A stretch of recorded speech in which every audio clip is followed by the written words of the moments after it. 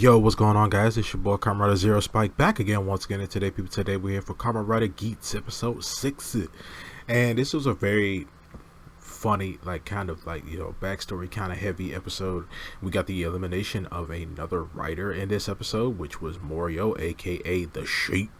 And yeah, we went a little back and forth with the boost knuckle as well, and also we got a little bit back. We got some backstory on Morio, the Sheep. Anyway, actually finding out he was actually a casino tycoon who did some illegal stuff and fled across the seas and stuff like that, and took all the money with him. So we see that he's claiming to be a changed man, but a lot of underhanded tricks that he has throughout this episode, with him actually knowing how the draw cards actually work, and him actually using it to change the partners.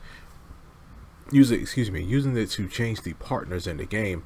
Actually, him changing teams with Kawa. He has to change his team. He has to use the card to change teams with Kawa. So he switches Panchamp. Panchamp.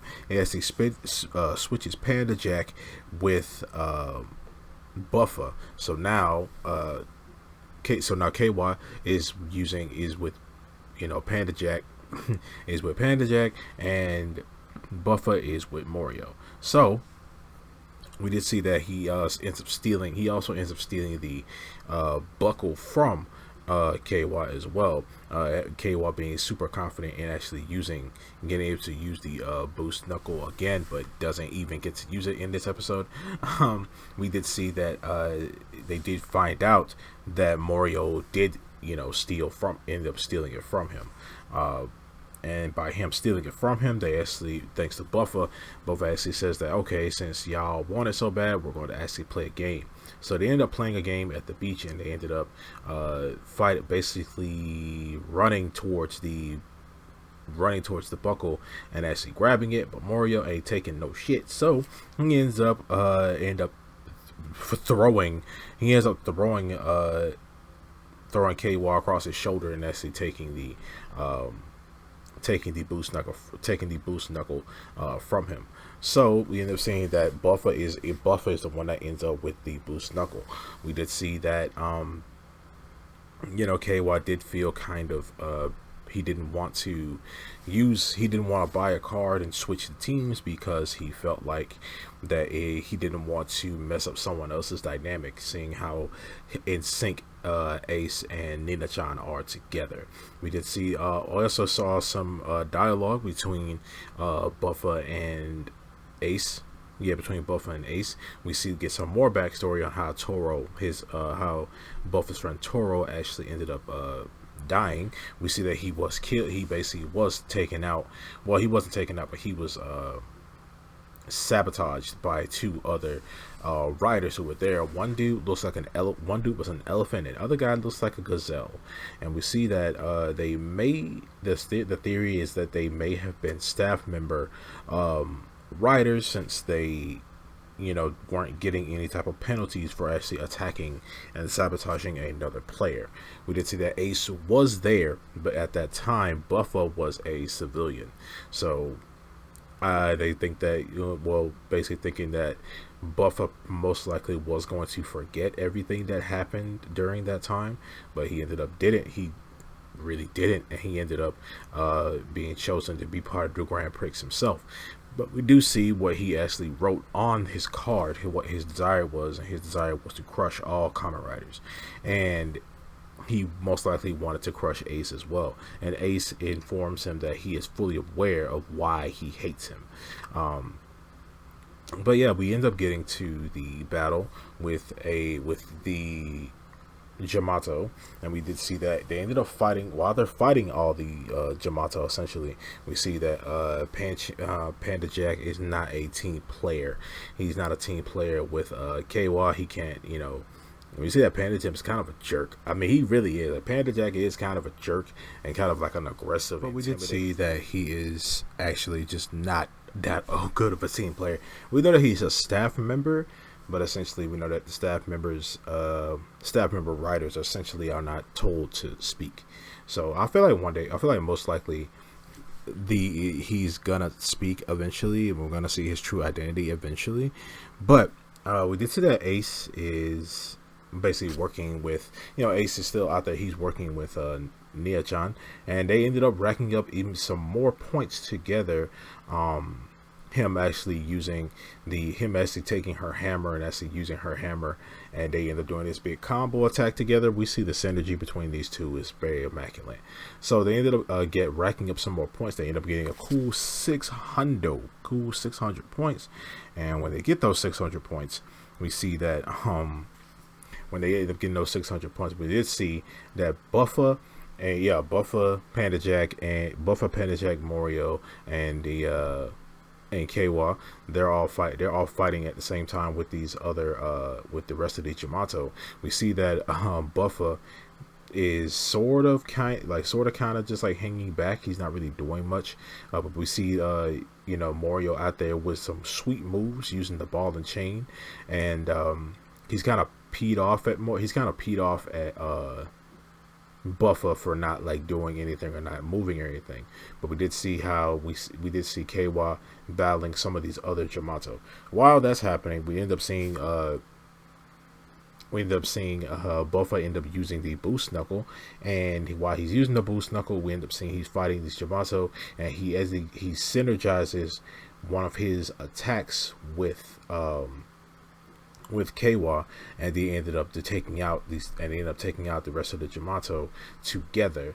When they end up taking them out together, we see that Sumari, our AI girl, I feel like she's an AI. She ends up saying that, the game is over, stuff like that. All the people who were captured have now been returned back to normal, have returned back to safety, stuff like that. And we did see that Morio is the one that ends up getting disqualified. But we did see that since Buffa and Keiwa ended up destroying destroying the Jamato together, their team ends up getting reinstated, which making them teammates again, and putting Panda Jack back with Morio. And we see that since that happened, Morio and Panda Jack don't get any points, and we see that Morio ends up becoming in last place. Morio gets in last place, and he ends up getting disqualified as well. So Keiwa, being nosy, he ends up asking, what does that mean when it says a person loses qualifications? And basically they just return back to their normal life. They basically just return back to their normal life with no memory of the Grand Prix. So yeah, that's not as bad as I thought it was. Not as bad as I thought it was going to be. I mean, it's better than them actually dying off. But other than that, I mean, most likely, I don't know. I think Morio kind of went away too soon, because we were just finding out a lot of stuff about him. We would find out that he's actually a criminal, and he's actually some kind of criminal, and that's all we really get from him. Like, that's really it. And the whole the staff member, I guess I'm thinking they're staff members when it came down to the elephant and the gazelle two writers, who were the ones that took out Toru, because those two weren't getting any type of penalties for attacking him or sabotaging him. So I'm thinking, I'm most likely thinking that what's going to happen, I feel like maybe we'll see those two again, most likely. I wonder who won that game though. Well, Ace won that game most likely, but we do know that Ace is looking. We know that Ace is looking for someone in the desired Grand Prix, and we know that maybe the person that he's looking for either got disqualified and lost qualifications and actually returned to their normal life, and with no recollection of who Ace even is. So that's why he's probably in the game. That's why he's probably been in the game so many times, so that maybe that person that he's looking for will get asked to be in the Grand Prix again.